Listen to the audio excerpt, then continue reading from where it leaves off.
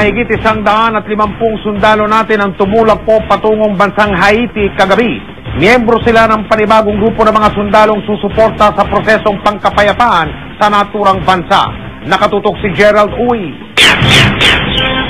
Pasado alas 11 kagabi nang lumipad papuntang bansang Haiti ang 150 sundalong ito ng Philippine Air Force.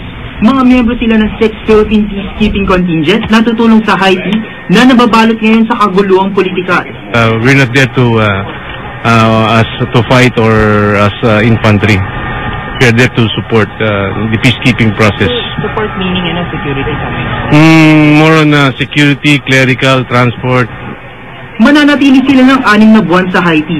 Papalitan nila ang 135 sundalo ng ikalimang contingent na nakatakdang umuwi sa Hulyo 28. Taong 2004 pa nang nagsimulang magpadala ng mga sundalo ang Pilipinas sa Haiti, alinsunod sa utos ng United Nations Security Council.